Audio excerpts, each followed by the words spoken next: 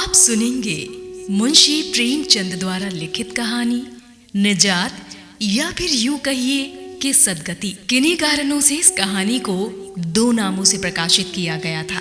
अगर आप इस कहानी को ढूंढेंगे तो ये कहानी सदगति नाम से ज्यादा प्रचलित हुई। इस कहानी में दुखी दलित नायक अपने घर में पूजा के लिए गांव के ब्राह्मण को बुलाने जाता है। ब्राह्मण इस शर्त पर चलने को राजी होता है कि बदले में दुखी दलित उसके घर का वो सारा काम करेगा जो अभी तक पूरा नहीं हुआ है, मसलन झाड़ू, घर लीपना, गाय को घास डालना और लकड़ी काटना। ब्राह्मण के घर में किए जाने वाले इन कार्य को करते करते दुखी की जीवन लीला समाप्त होने को आई। क्या ये सिर्फ एक दुर्घटना है या फिर गरीब पर किया गया एक आघात? कहानी सुनकर आप ही बताइएगा। कहानी में इस्तेमाल किए गए शब्द और वाक्यों से चैनल ने कोई छेड़छाड़ नहीं की है। हम इसे ज्यों का त्यों सुना रहे हैं। आइए कहानी शुरू करते हैं। दुखी चमार दरवाजे पर झाड़ू लगा रहा था और उसकी बीवी झरिया घर को लीप रही थी। दोनों अपने अपने काम से फरागत पा चुके तो चमारिन ने कहा, तो जाकर पंडित बाबा से कह आओ, ऐसा ना हो कहीं चले जाएं। दुखी, हाँ जाता हूँ, लेकिन ये तो सोच के बैठेंगे किस चीज पर? झरिया, कहीं से कोई खटिया ना मिल जाएगी, ठकुराइन से मांग लो। दुखी, तू तो कभी कभी ऐसी बात कर देती है कि बदन में आग लग जाती है। भला ठकुराने वाले मुझे खटिया देंगे? जाकर एक लोटा पानी तो मांगो, मिल जाए तो कहना। भला खटिया कौन देगा? हमारे उपले, ईंधन, भूसा, लकड़ी थोड़ी है जो चाहे उठा ले जाए। अपनी खटोली धोकर रख दे, गर्मी के तो दिन है, उनके आते आते सूख जाएगी। झरिया, हमारी खटोली पर वे ना बैठेंगे, देखते नहीं कितने नेम धर्म से रहते हैं। दुखी ने इस कदर मगमूम लहजे में कहा, हाँ ये बात तो है, महुए के पत्ते तोड़कर एक पत्तल बना लो तो ठीक हो जाए। पत्तल में बड़े आदमी खाते हैं, वो पाक हैं, ला तो लाठी, पत्ते तोड़ लूं। झरिया, पत्तल मैं बना लूंगी, तुम जाओ, लेकिन हाँ उन्हें सीधा भी जाए और थाली भी। छोटे बाबा थाली उठाकर पटक देंगे, वो बहुत जल्दी गुस्से में आ जाते हैं। गुस्से में पंडिताइन तक को नहीं छोड़ते। लड़के को ऐसा पीटा कि आज तक टूटा हाथ लिए फिरता है। पत्तल में सीधा भी दे देना, मगर छूना मत। बूरी गोंद की लकड़ी को ले शाह की दुकान से चीजें ले आना। सीधा भरपूर, सेर भर आटा, आधा सेर चावल, पाव भर दाल, आधा पाव घी, हल्दी, नमक और पत्तल में किनारे 4 आने के पैसे रख देना। गोंद की लकड़ी ना मिले तो फिर जन के हाथ जोड़कर ले आना। तुम कुछ ना छूना वरना गजब हो जाएगा।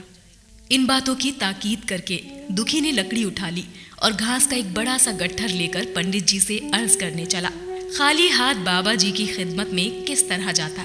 नजराने के लिए उनके पास घास के सिवा और क्या था?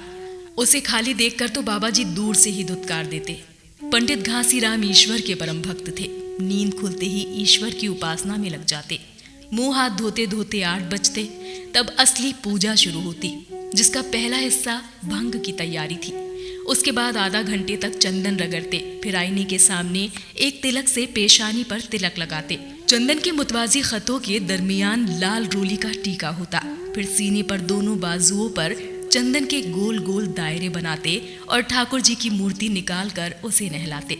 चंदन लगाते, फूल चढ़ाते, आरती करते और घंटी बजाते। 10 बजते बजते वो पूजन से उठते और भंग छान कर बाहर आते। उस वक्त 2-4 जजमान दरवाजे पर आ जाते। ईश्वर उपासना का फिर 4 फल मिल जाता। यही उनकी खेती थी। आज वो इबादत खाने से निकले तो देखा दुखी चमार घास का एक गट्ठर लिए बैठा है। उन्हें देखते ही खड़ा हुआ और निहायत अदब से दंडवत करके हाथ बांध कर खड़ा हो गया।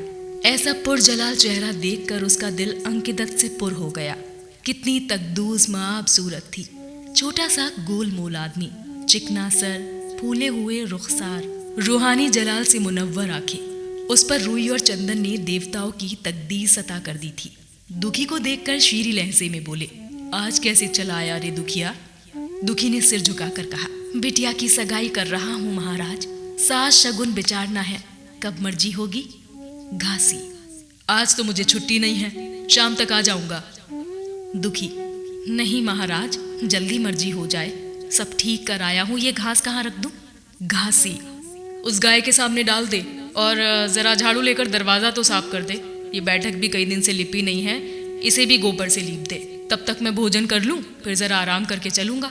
हाँ, ये लकड़ी भी चीर देना। खलियान में 4 खांची भूसा पड़ा है, उसे भी उठा लाना और मुसैले में रख देना। दुखी फौरन हुक्म की तामील करने लगा। दरवाजे पर झाड़ू लगाई, बैठक को गोबर से लीपा। उस वक्त 12 बज चुके थे। पंडित जी भोजन करने चले गए। दुखी ने सुबह से कुछ नहीं खाया था।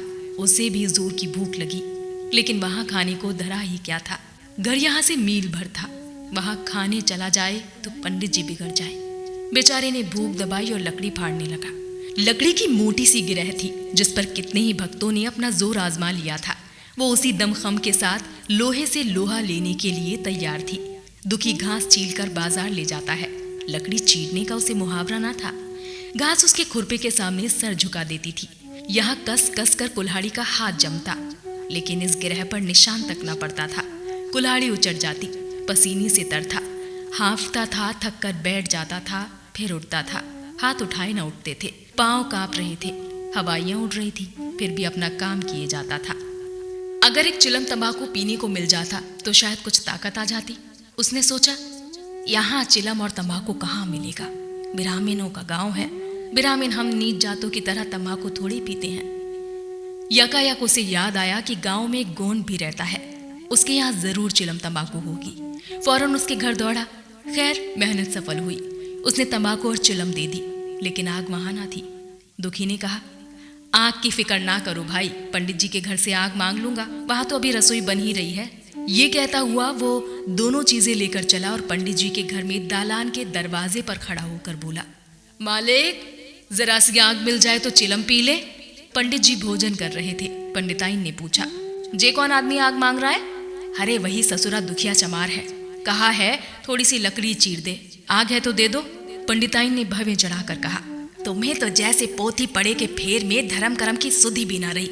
चमार हो, धोबी हो, पासी हो, मुंह उठाए घर में चले आए। पंडित का घर ना हुआ कोई सराय हुई। कह दो ड्योरी से चला जाए, वरना इसी आग से मुंह झुलस दूंगी। बड़े आग मांगने चले हैं। पंडित जी ने उन्हें समझा कर कहा, अंदर आ गया तो क्या हुआ? तुम्हारी कोई चीज तो नहीं छुई। जमीन पाक है, जरा सी आग क्यों नहीं दे देती? काम तो हमारा ही कर रहा है ना। और लकड़हारा यही लकड़ी फाड़ता तो कम से कम 4 आने लेता। पंडिताइन ने गरज कर कहा, वो घर में आया ही क्यों? पंडित ने हार कर कहा, ससुरे की बदकिस्मती थी। पंडिताइन, अच्छा इस वक्त तो आग दिए देती हूँ, लेकिन फिर जो इस घर में आएगा तो मुंह झुलस दूंगी। दुखी के कानों में इन सब बातों की भनक पड़ रही थी। बेचारा पछता रहा था। नाहक आया। सच तो कहती है, पंडित के घर चमार कैसे चला आए? ये लोग पाक साफ होते हैं तभी तो इतना मान है। चमार थोड़ी है। इसी गांव में बूढ़ा हो गया, मगर मुझे इतनी अकल भी ना आई। इसीलिए जब पंडितानी जी आग लेकर निकली तो जैसे उसे जन्नत मिल गई। दोनों हाथ जोड़कर जमीन पर सिर झुकाकर बोला, पंडितानी माता, मुझसे बड़ी भूल हुई कि घर में चला आया। चमार की अकल ही तो ठहरी। इतने मूर्ख ना होते तो सबकी लात क्यों खाते? पंडितानी चिमटे से पकड़कर आग लाई थी। ये पाक बिरमन के घर को नापाक करने का नतीजा है। भगवान ने कितनी जल्दी सजा दे दी। इसीलिए तो दुनिया पंडितों से डरती है और सबके रुपये मारे जाते हैं। बिरमन के रुपये भला कोई मार तो ले, घर भर का सत्यानाश हो जाए। हाथ पांव गल गल कर गिरने लगे। बाहर आकर उसने चिलम पी और कुल्हाड़ी लेकर मुस्तैद हो गया। खटखट की आवाजें आने लगी। सर पर आग पड़ गई थी तो पंडिताइन को कुछ रहम आ गया। पंडित जी खाना खाकर उठे तो बोली, उस चमार को भी कुछ खाने को दे दो, बेचारा कब से काम कर रहा है, भूखा होगा। पंडित जी ने इस तफजीज को फना कर देने के इरादे से पूछा, रोटियां हैं? पंडिताइन, 2-4 बच जाएंगी। पंडित, 2-4 रोटियों से क्या होगा, ये चमार है, कम से कम सेर भर चढ़ा जाएगा। पंडिताइन कानों पर हाथ रखकर बोली, अरे बाप रे, सेर भर तो फिर रहने दो। पंडित जी ने अब शेर बनकर कहा, कुछ भूसी चोकर हो तो आटे में मिलाकर मोटी मोटी रोटियां तवे पर डाल दो, साले का पेट भर जाएगा। पतली रोटियों से उन कमीनों का पेट नहीं भरता, उन्हें तो जवार का टिक्कर चाहिए। पंडिताइन ने कहा, अब जाने भी दो, धूप में मरे। दुखी ने चिलम पीकर कुल्हाड़ी संभाली। दम लेने से जरा हाथों में ताकत आ गई थी। तकरीबन आधा घंटे तक फिर कुल्हाड़ी चलाता रहा। फिर बेदम होकर वहीं सिर पकड़कर बैठ गया। इतने में वही गोंड आ गया। बोला, बूढ़े दादा क्यों जान देते हो? तुम्हारे फाड़े ये गांठ ना फटेगी, नाहक हलकान होते हो। दुखी ने परेशान होकर पसीना साफ करके कहा, भाई अभी गाड़ी पर भूसा ढोना है। गोंड, कुछ खाने को भी दिया या काम ही करवाना जानते हैं? जाके मांगते क्यों नहीं? दुखी, तुम भी कैसी बातें करते हो? भला बामन की रोटी हमको पचेगी? पचने को तो पच जाएगी, मगर मिले तो खुद मूंछों का ताव देखकर खाना खाया और आराम से सो रहे हैं। तुम्हारे लिए लकड़ी फाड़ने का हुक्म लगा दिया। जमींदार भी खाने को देता है, हाकिम भी बिगाड़ लेता है तो थोड़ी बहुत मजदूरी दे देता है। ये उनसे भी बढ़ गए, उस पर धर्मात्मा बनते हैं। दुखी ने कहा, भाई आहिस्ता बोलो, कहीं सुन लेंगे तो बस।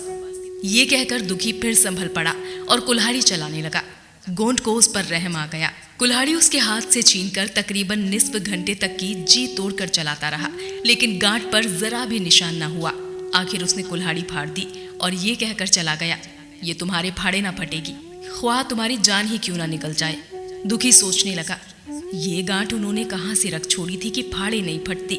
मैं कब तक अपना खून पसीना एक करूंगा। अभी घर पर 100 काम पड़े हैं। काम काज वाला घर है, एक ना एक चीज घटती रहती है, मगर उन्हें उनकी क्या फिक्र। चलूं, जब तक भूसा ही उठा लाऊं। कह दूंगा आज तो लकड़ी नहीं फटी, कल आकर फाड़ दूंगा। उसने टोकरा उठाया और भूसा ढोने लगा। खलियान यहाँ से 2 फरलांग से कम ना था। अगर टोकरा खूब खूब भर कर लाता तो काम जल्द हो जाता, मगर सर पर उठाता कौन, खुद उससे ना उठ सकता था, इसीलिए थोड़ा थोड़ा लाना पड़ा। 4 बजे कहीं भूसा खत्म हुआ। पंडित जी की भी नींद खुली, मुंह हाथ धोए, पान खाया और बाहर निकले। देखा तो दुखी टोकरे पर सर रखे सो रहा था। जोर से बोले, अरे दुखिया, तू सो रहा है? लकड़ी तो अभी जूं की तू पड़ी है, इतनी देर तू क्या करता रहा? मुट्ठी भर भूसा उठाने में शाम कर दी, इस पर सो रहा है। कुल्हाड़ी उठा ले और लकड़ी फाड़ डाल। तुझसे जरा भर लकड़ी भी नहीं फटी, फिर साथ भी वैसी निकलेगी। मुझे दोष मत देना। इसीलिए तो कहते हैं कि जहाँ नीच के घर खाने को हुआ उसकी आंख बदल जाती है। दुखी ने फिर कुल्हाड़ी उठाई। जो बात उसने पहले सोच रखी थी वो सब भूल गया। पेट पीठ में धंसा जाता था। आज सुबह नाश्ता तक न किया था, फुर्सत ही नहीं मिली। उठना बैठना तक पहाड़ मालूम होता था। दिल डूबा जाता था, पर दिल को समझा कर उठा। पंडित है, कहीं साथ ठीक ना बेचारे तो फिर सत्यानाश हो जाए। जब ही तो उनका दुनिया में इतना मान है। साथ ही का तो खेल है, जिन्हें चाहे बना दे, जिसे चाहे बिगाड़ दे। पंडित जी गांठ के पास आकर खड़े हो गए और हौसला अफजाई करने लगे। हाँ, मार कसके, और कसके मार। अबे जोर से मार, तेरे हाथ में तो जैसे दम ही नहीं। लगा कसके, खड़ा खड़ा सोचने क्या लगता है? हाँ, बस फटी चाहती है, सुराख में मार। दुखी अपने होश में ना था। ना मालूम कोई गैबी ताकत उसके हाथों को चला रही थी। थकान, भूख, प्यास, कमजोरी सब के सब जैसे हवा हो गई थी। उसे अपने कुवैते बाजू पर खुद तवज्जो हो रहा था। एक एक चोट पहाड़ की मानिंद पड़ती थी। आधे घंटे तक वो इसी बेखबरी की हालत में हाथ चलाता रहा। हत्ता की लकड़ी बीच से फट गई और दुखी के हाथ से कुल्हाड़ी छूटकर गिर पड़ी। उसके साथ ही वो भी चक्कर खाकर गिर पड़ा। भूखा प्यासा थकान खुर्दा जिस्म जवाब दे गया। पंडित जी ने पुकारा, उठकर 2-4 हाथ लगा दे, पतली पतली चपलियां हो जाएं। दुखी ना उठा। पंडित जी ने उसे दिख करना मुनासिब ना समझा। अंदर जाकर बूटी छानी। हजाते जरूरी से फारिग हुए, नहाए और पंडितों का लिबास पहनकर बाहर निकले। दुखी अभी तक वहीं पड़ा हुआ था। जोर से पुकारा, अरे दुखी, क्या पड़े ही रहोगे? चलो तुम्हारे घर ही चल रहा हूँ। सब सामान ठीक है ना? दुखी फिर भी ना उठा। अब पंडित जी को कुछ फिक्र हुई। पास जाकर देखा तो दुखी अकड़ा हुआ पड़ा था। बदहवास होकर भागे और पंडिताइन से बोले, दुखिया तो जैसे मर गया। पंडिताइन जी ताज्जुब अंगेज लहजे में बोली, अभी तो लकड़ी चीर रहा था ना? हाँ, लकड़ी चीरते चीरते मर गया, अब क्या होगा? पंडिताइन ने मुतमईन होकर कहा, क्या होगा, चमरवे में कहलवा भेजो, मुर्दा उठा ले जाएं। दम के दम में ये खबर आखिर गांव में फैल गई। गांव में ज्यादातर बिरमन ही थे। सिर्फ एक घर गोंड का था। लोगों ने इधर का रास्ता छोड़ दिया। कुएं का रास्ता उधर ही से था। पानी क्यों कर भरा जाए? चमार की लाश के पास होकर पानी भरने कौन जाए? एक बुढ़िया ने पंडित जी से कहा, अब मुर्दा क्यों नहीं उठवाते?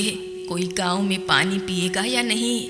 इधर गोंड ने चमरवे में जाकर सबसे कह दिया, खबरदार, मुर्दा उठाने मत जाना, अभी पुलिस की तहकीकात होगी। दिल लगी है कि एक गरीब की जान ले ली। पंडित होंगे तो अपने घर के होंगे, लाश उठाओगे तो तुम भी पकड़े जाओगे। उसके बाद ही पंडित जी पहुंचे, पर चमरवे में कोई आदमी लाश उठाने को तैयार ना हुआ। हाँ, दुखी की बीवी और लड़की दोनों हाय हाय करती वहां से चली और पंडित जी के दरवाजे पर आकर सर पीट कर रोने लगी। उनके साथ 10-5 और चमारिनें थी। कोई रोती थी, कोई समझाती थी, पर चमार एक भी ना था। पंडित जी ने उन सबको धमकाया, समझाया, मिन्नतें की, पर चमारों के दिल पर पुलिस का ऐसा रौब छाया कि एक भी मन ना सका। आखिर ना उम्मीद होकर लौट आए। आधी रात तक रोना पीटना जारी रहा। देवताओं का सोना मुश्किल हो गया, मगर लाश उठाने को कोई चमार ना आया। और बिरमन चमार की लाश कैसे उठाए? भला ऐसा किसी शास्त्र पुराण में लिखा है? कहीं कोई लिखा दे। पंडिताइन ने झुंझला कर कहा, इन डायनों ने तो खोपड़ी चाट डाली, सबों का गला भी नहीं थकता। पंडित ने कहा, चुड़ैलों को रोने दो, कब तक रोएंगी? जीता था तो कोई पूछता ना था, मर गया तो शोरगुल मचाने के लिए सबकी सब आ पहुंची। पंडिताइन, चमारों का रोना मनहूस है। पंडित, हाँ बहुत मनहूस। पंडिताइन, अभी से बू आने लगी। पंडित, चमार था ससुरा कहीं का, इन सबों को खाने पीने का कोई विचार नहीं होता। पंडिताइन, इन लोगों को नफरत भी नहीं मालूम होती। पंडित, सब के सब भ्रष्ट हैं। रात तो किसी तरह कटी, मगर सुबह भी कोई चमार ना आया। चमारिन भी रो पीट कर चली गई, बदबू फैलने लगी। पंडित जी ने एक रस्सी निकाली, उसका फंदा बनाकर मुर्दे के पैर में डाला और फंदे को खींचकर कस दिया। अभी कुछ कुछ अंधेरा था। पंडित जी ने रस्सी पकड़कर लाश को घसीटना शुरू किया और घसीटकर गांव के बाहर ले गए। वहां से आकर फौरन नहाए, दुर्गा पाठ पढ़ा और सर में गंगा जल छिड़का।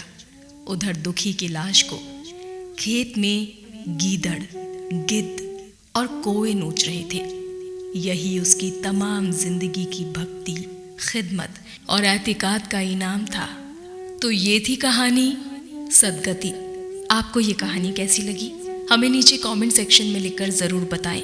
साथ ही हमारे चैनल को लाइक, शेयर, सब्सक्राइब करना ना भूलें और सुनते रहें स्टोरियन लफ्ज़ों के हमसफ़र।